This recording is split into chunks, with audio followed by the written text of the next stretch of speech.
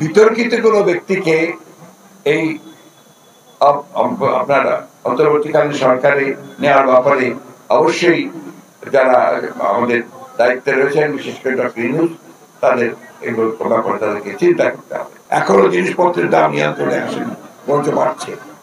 তেল, ডাল ডবল দাম বেড়েছে। এগুলোকে নিয়ন্ত্রণে আনার জন্য চেষ্টা করতে হবে।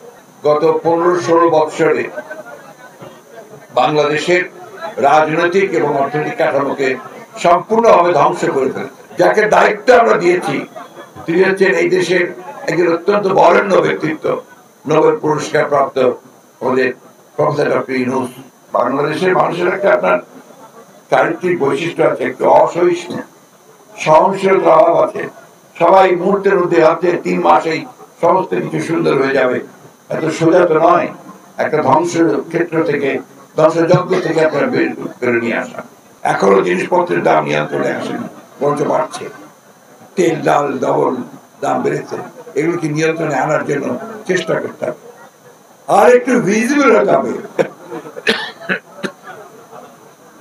সরকার যে কাজ করছে সেটা মানুষকে বোঝার জন্য তাকে সামনে আসতে হবে, এবং সেগুলোকে যারা মানুষ ফিল করে যে সরকার কাজ করছে। তৃতীয়ত হচ্ছে যে এমন কিছু করা সঠিক হবে না যাতে নতুন করে একটা বড় রকমের বিতর্ক সৃষ্টি হয়। এই বিষয়গুলোর দিকে আমি লক্ষ্য রাখতে অনুরোধ করবো।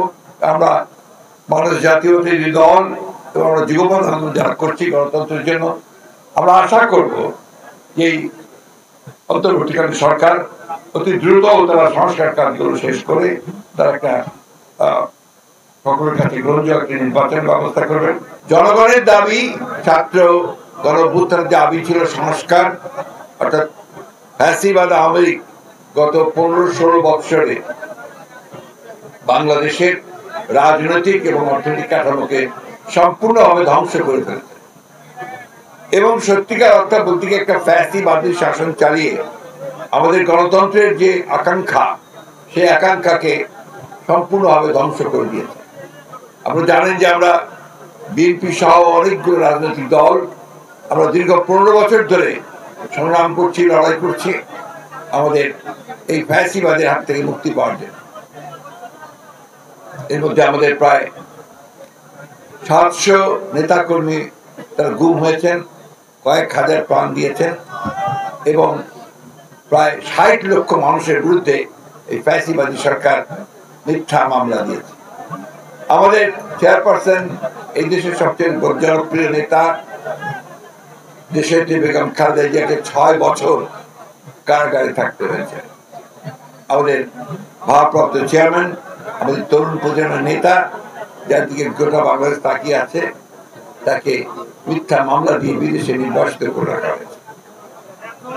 এই অবস্থার প্রেক্ষিতে এই অন্তর্বর্তীকালীন সরকারের কাছে জনগণের প্রত্যাশা অনেক। একটি সুষ্ঠু নির্বাচন, অবাধ নিরপেক্ষ নির্বাচন তো আছেই, সেই সঙ্গে এই জঞ্জালগুলো যেগুলো 15-16 বছরে তৈরি হয়েছে, সেই জঞ্জালগুলোকে সরিয়ে প্রায় সব ক্ষেত্রেই,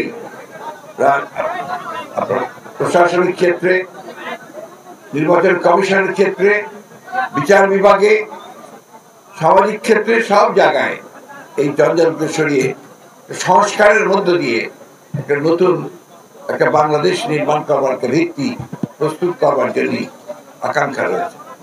আপনারা জানেন আমরা 2 বছর আগে থেকে আমরাও রাষ্ট্র কাঠামো পরিবর্তনের জন্য 31 দফা দিয়েছিলাম।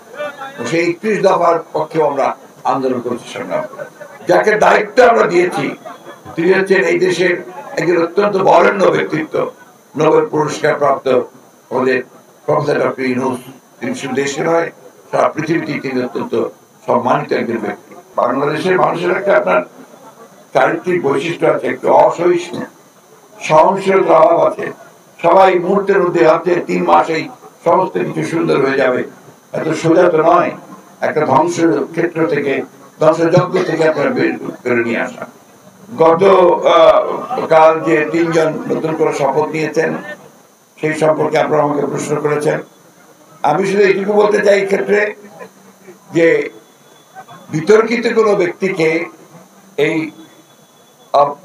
আপনারা অন্তর্বর্তীকালীন সরকারে নেওয়ার ব্যাপারে অবশ্যই যারা আমাদের দায়িত্বে রয়েছেন, বিশেষ করে ডক্টর ইউনূস, তাদের এগুলো ব্যাপারে তাদেরকে চিন্তা করতে হবে।